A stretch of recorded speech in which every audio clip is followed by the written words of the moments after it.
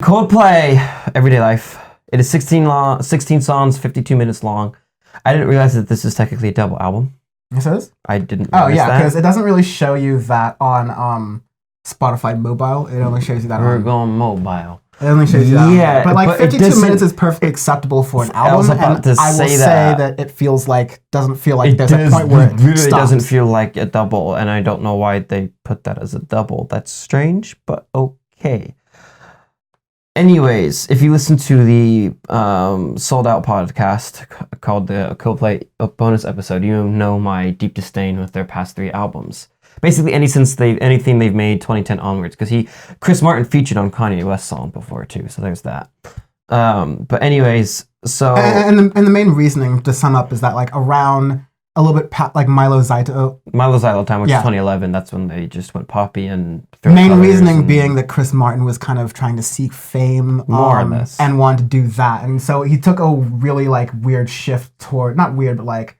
It was like, yeah, it was a good shift is a good word, but like it went a shift towards pop, which was different than what Coldplay was doing. And it's totally fine, but it was definitely like not reaching their potential as a band.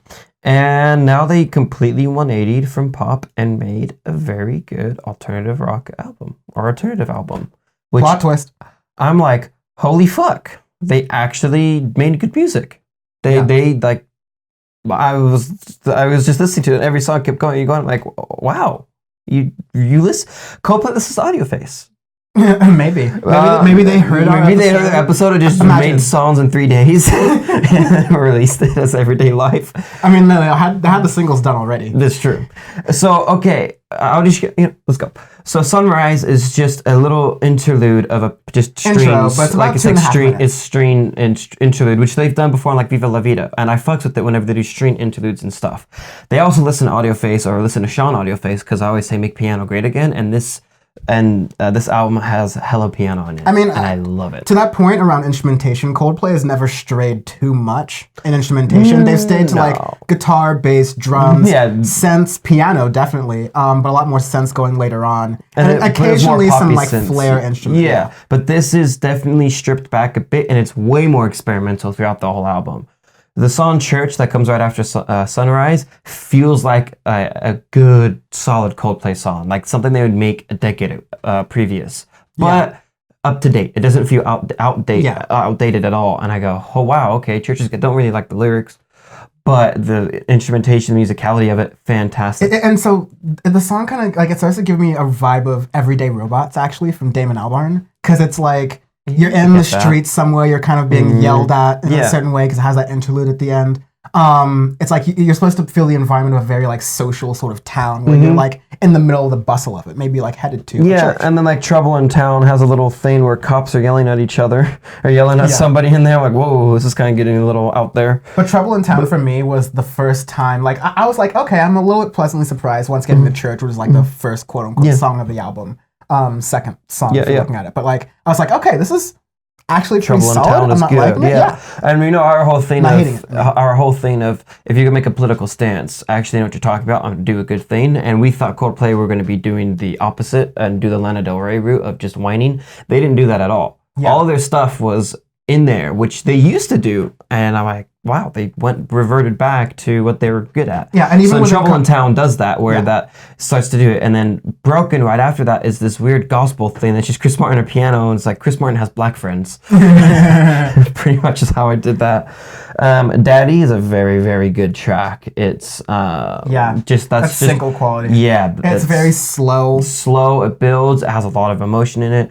WTW is just a little interlude track. Arabesque, which is the other single, fits into this album. Yeah. So now I understand the singles. Because when I had the singles before, Arabesque, I was like, this isn't bad, but it's okay. And Orphans, I did not like at all. And it existed in the context of a band that like you'd seen gone this certain direction. And so you're assuming like, okay, in the context of that. Every song's going to be like this.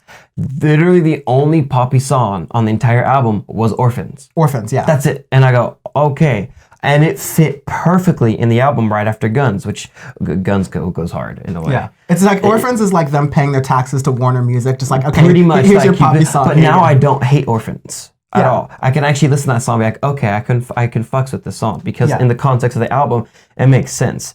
You have the sixth song, or on the double album, so the second to last song. It's whatever. Wait, really fast because we skipped a couple. Yeah. Because right around "Cry, Cry, Cry" is actually when I start to really, really love this project. Cry I feel is really fantastic. sold by it. And then Old Friends is good. Right above it. So the translation of it's in Arabic, but it means "children of Adam."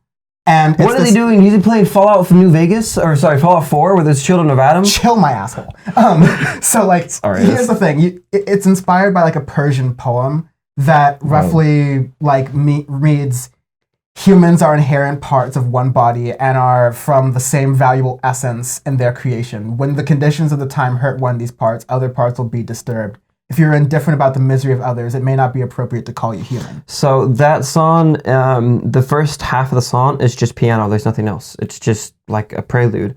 And then it gets into, I described the song Yes from Viva La Vida, where it's two songs in one. And it's probably my favorite Coldplay song. This is like that, but it has a minute and a half of piano and then 2 minutes or 3 minutes of, it's just instrumentation with a backing vocal of a woman's voice doing stuff in Arabic. Yeah, and it's beautiful. And it's like fan-fucking-tastic. So there's a lot of ways. A comment I made, I think, in the Coldplay bonus episode was that like there's a lot of ways where pop outfits, especially from colonizer countries like England, as Coldplay is, can do a certain way of approaching music from other countries where they kind of appropriate it. Exactly. And this is not that. No, not Damon at all. Albarn, for all the he has black friends jokes I make about him, he does a pretty good job of like respecting the cultures, partially by just kind of like bringing people from the culture to perform it. Yeah, exactly. Not like the, what was it, the Dylan Francis of, I'm going to make an album in Spanish now. Oh my God, that thing was fucking awful. So, and they did that, they brought people in to really do it, and because I was worried about it, where I thought this would just be one of those giant star fucks when you bring people in, or whatever, but it's not, because on that song, you can't hear Chris Martin at all. It's just the backing vocals of the woman, the female voice, and it is very good.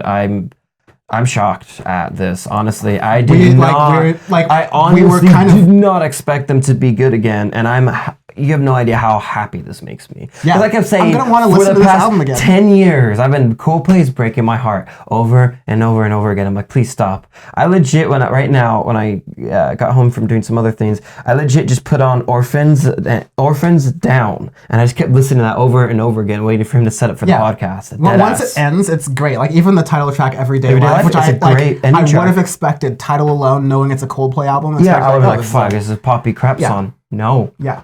Wow, they fucking 180'd.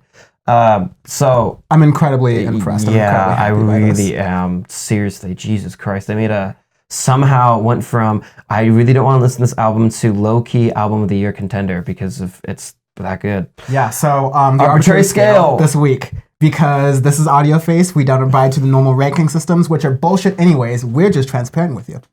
The arbitrary scale this week is Cybertruck windows. So Tesla released their Cybertruck, and as promised, Elon Musk showed off these shatterproof windows that quickly, two of them shattered. So 2 hits. Assuming there are about 6 windows on the Cybertruck. The front windshield, front rear windshield, passenger side, 2 windows, and side 2 windows. Yes. This is a solid, like, you grabbed a sledgehammer and you just broke the entire truck. Like, there's no more... Breaking the truck is good? Yeah, because you just... Okay, first of all, let's adjust this. Okay, how do you say it? The parts of the truck that are intact after the thing are good, because they took a sledgehammer to the doors, and that's fine. Yeah. So I would say, and this is Cybertruck windows, so which of the windows on the car? So more windows broken is good? Broken is bad. Broken is bad. Okay, listen, Michael Bloomberg, broken windows is bad. We're not going to do anything about it. Usually we do the opposite, where it's like we want more broken windows because it's more pain for Elon. So, but that's fine. More broken windows is also pain for the bankers. Okay, let's think about this, actually. That's what I'm saying. Okay, broken windows. Exactly, that's what I'm saying. Broken windows are good. So this car doesn't have any more windows. It's just when you're driving. You know when you're playing Grand Theft Auto, right? Listen, this album is when you're driving, you're playing Daddy, and then the windows start breaking. So you know when you're Grand Theft Auto, right? And you throw a sticky bomb, you go... That's just every song that just keeps hitting. It's just one window, and now you're just like, I don't have no windows. That's this album. Coldplay really did a good job here. I'm shocked. I recommend listening to this album. It's got something for people who have been fans of Coldplay for a 100%, long time, for sure. 100%. And people who really like just their pop hits should listen to this for a really like kind of deep album that, by the way, has really big influences and meanings behind like immigration and acceptance of people, obviously, that are in that don't really hit you over the head with it. And I'm surprised. I'm genuinely surprised that Coldplay pulled off this album. It shows a lot of growth. Seriously, I'm impressed. By the way, speaking of growth, how many windows for you? Go ahead. Let's say how many windows for you? Oh, windows for me. Mm-hmm. I agree with you. Like, you just did all the windows. Yeah.